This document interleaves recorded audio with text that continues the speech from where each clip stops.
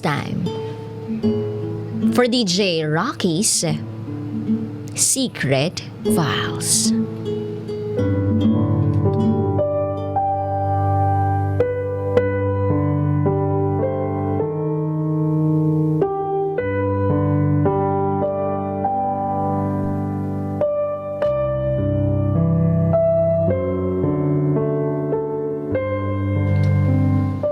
Magkaiba kami ng religion ng asawa ko. At plano niya daw na maikasal sa babae niya.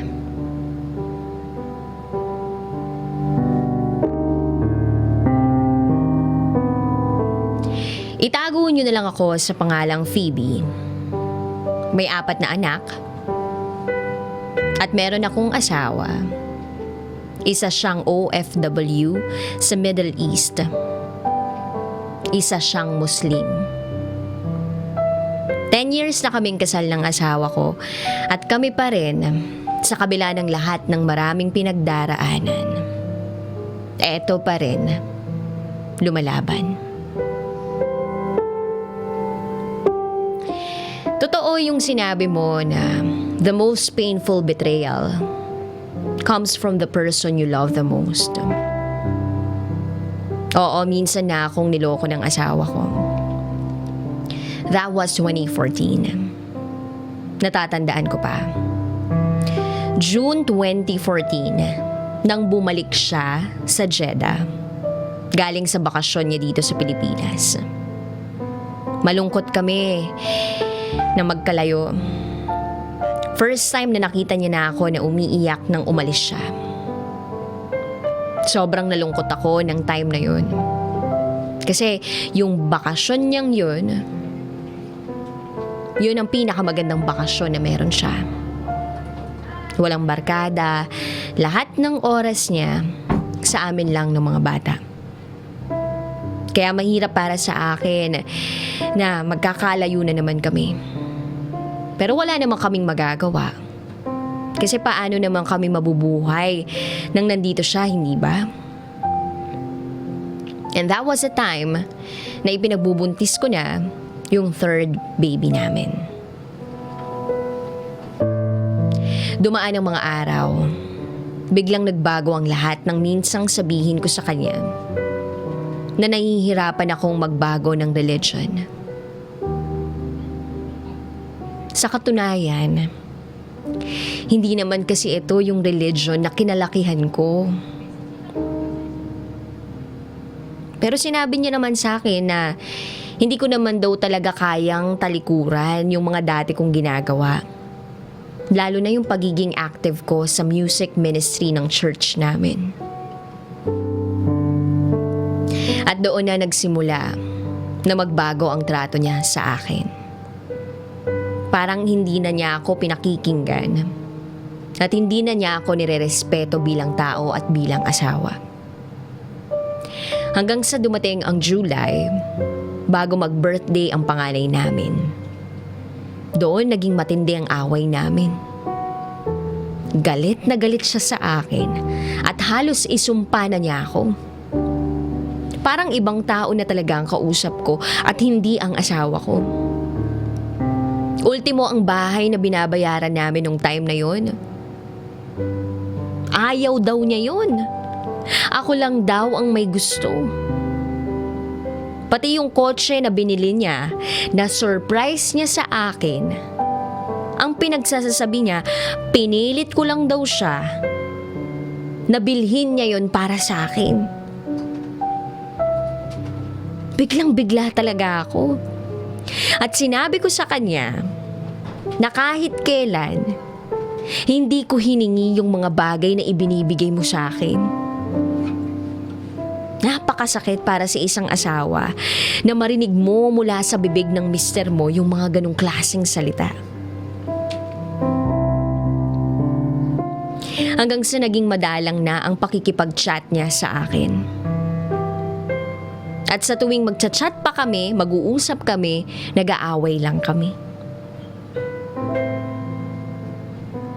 Alam nyo ba, na kahit sa wall niya, sa Facebook account niya, Tinatag niya ako at minumura niya ako doon. Kaya ang ginawa ko, binlock ko siya.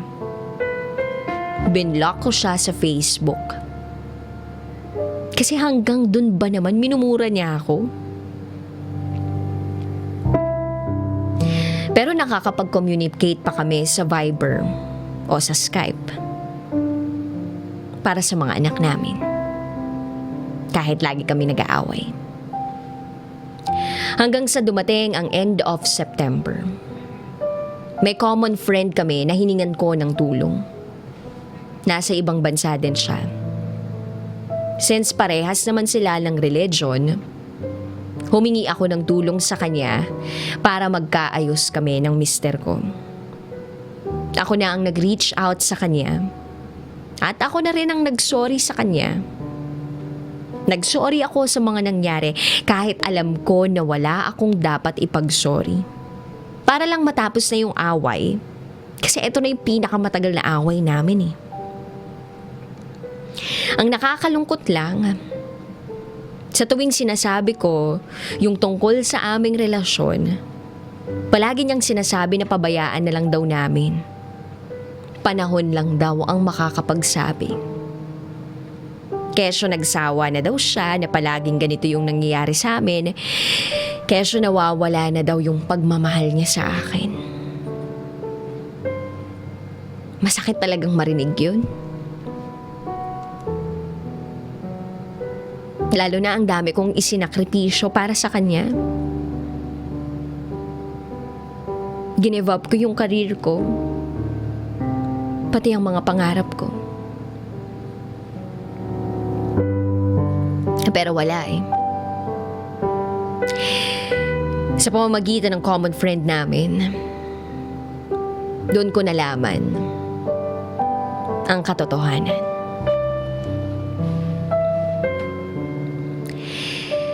Nanggaling mismo sa common friend namin. Umamin daw yung asawa ko sa kanya na meron na siyang iba. Kasamahan daw ng asawa ko sa trabaho. Sabi naman sa kanya ng friend namin, dapat daw sabihin na ng mister ko sa akin yung sitwasyon.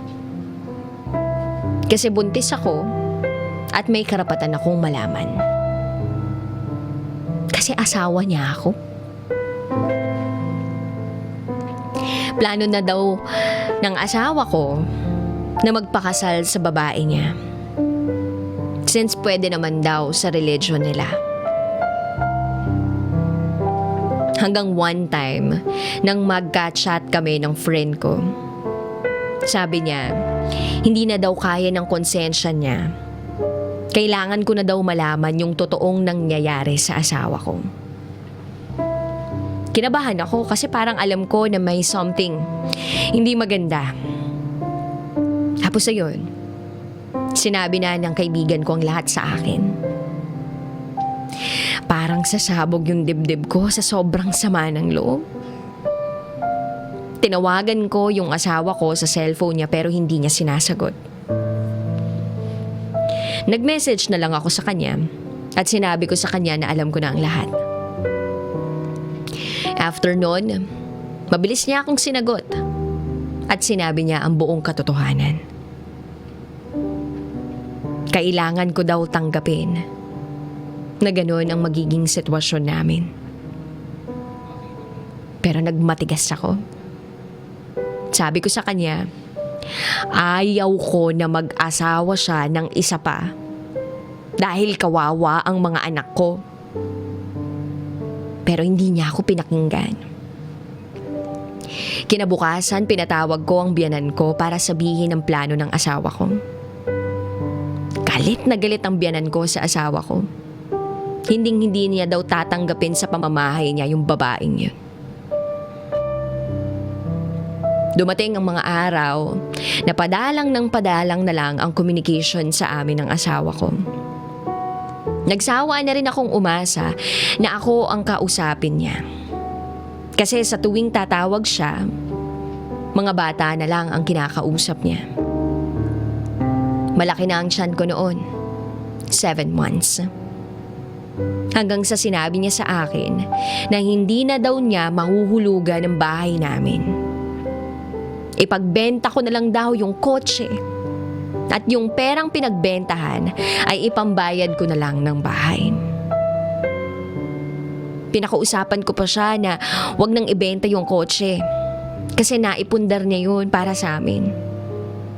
Pero nagmatigas siya. Sabi niya sa akin, hindi na daw siya makakapagbayad. Yun pala, December, plano na nila na magpakasal noong babae niya. Paulit-ulit kong tinatanong sa Diyos kung bakit hindi natatapos yung paghihirap ko simula nang maging asawa ko siya.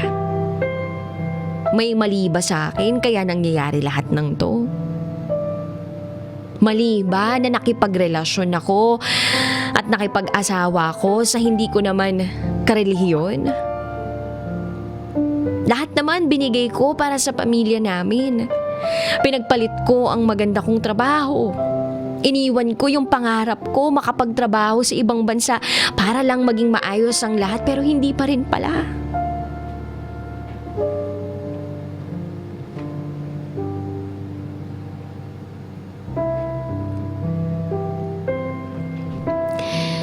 Lumipas ang mga araw. Apektado na ang lahat. Pati ang mga anak namin. Yung dating 45,000 na padala niya, naging 18,000 pesos. Kung iisipin, malaki na ito pero hindi sapat para buhayin yung mga anak namin. Nag-aaral pa sila. Kumakain. May mga hinuhulugan pa kami. Yung panganay namin, sobrang affected. Kasi nang minsang magka-chat sila, sinabi ng asawa ko na mag-aasawa na daw siya sa Jeddah. Masamang masama yung loob ng anak ko sa kanya. Pero imbes na mag-sorry siya pa mismo yung nagalit sa bata. At dahil sa pangyayaring yun, mas nabuo yung galit sa puso ko para sa kanya. Nang makita ko yung anak ko na nasasaktan nang dahil sa ginagawa niya sa amin, durog na durog yung puso ko. Simula nun, hindi ko na siya pinayagan pa na makipag-usap sa mga anak namin. Sumapit na din ang kapanganakan ng bunso ko, December. Pero minabuti ko na wag nang ipaalam sa kanya. Kasi alam ko na wala naman siyang interes sa mga nangyayari sa amin. Ilang buwan pa ang lumipas. April 2015 noon. 2 days bago sumapit ang birthday ko. Nagpunta ang biyanan ko sa bahay. Hihiramin daw niya yung mga bata kasi darating daw ang asawa ko. Mamamasyal daw sila. Doon daw sila matutulog sa Maynila. Pumayag akong isama yung 2 kong anak at kami lang ni Bunso ang naiwan. 4 months old pa lang si baby that time. Umuwi na sila sa bahay. May dala silang flat TV, mga maleta at ilang gamit. Pero wala ang asawa at ang anak ko na panganay. Naiwan daw sa Maynila. May aasikasuhin daw ang asawa ko. Yun na yata yung pinakamalungkot kong birthday. Hanggang sa maggabi na. Sinurado ko na yung pinto at gate ng bahay. Biglang may tumatawag sa akin. Nang silipin ko, nandoon ang asawa at anak ko. Pinapasok ko silang dalawa. Wala akong kaimik-imik. Aakmang hahalik sa akin yung asawa ko pero umiwas ako. Ayoko siyang makita pero nandito siya sa harapan ko ngayon. Tiningnan niya yung baby namin na nakahiga sa crib. Narinig ko yung boses niya na masaya siya na makita yung baby namin. Kumikilos siya na parang walang nangyari. Naiibahan talaga ako sa asawa ko noong mga oras na yun. Walang guilt akong nakikita sa kanya pero ako galit na galit ako sa kanya. Hanggang sa nakatulog na ang mga bata, lumapit siya sa akin. Sabi niya sa akin, at tinanong niya ako, tanggap ko na daw ba na ganun yung sitwasyon namin? Nagalit ako sa kanya. At ang sabi ko, hindi ako abnormal para tanggapin na lahat ng gusto mo.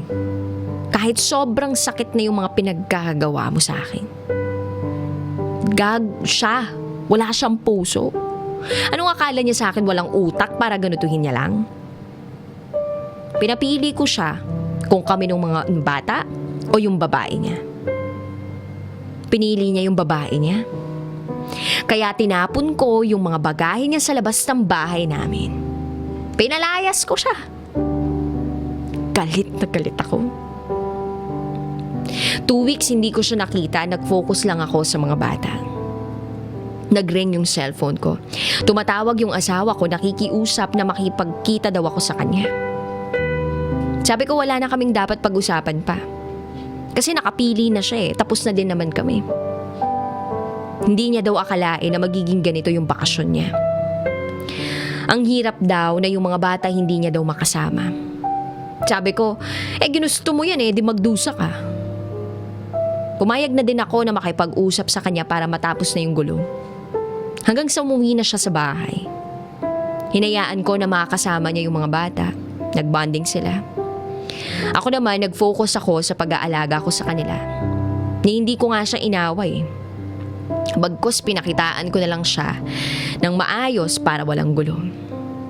Nakapag-outing kaming mag-anak at nakita ng asawa ko ang saya ng mga anak namin. Ilang araw bago ang flight niya, kinausap niya ako. Sabi niya, payag daw ba ako na magpa-extend siya ng bakasyon kasi bitin daw yung 3 weeks na bakasyon niya. Sabi ko, bahala ka.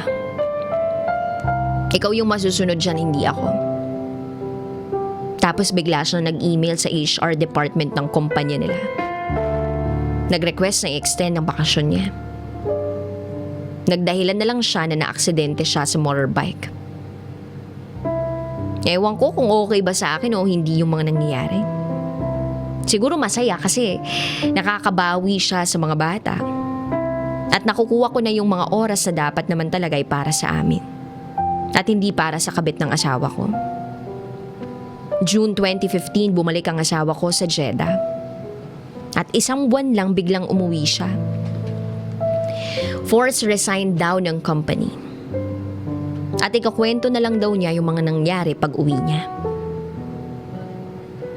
Tinanggap ko pa rin siya sa kabila ng mga nangyari. At doon niya sinabi sa akin ang lahat.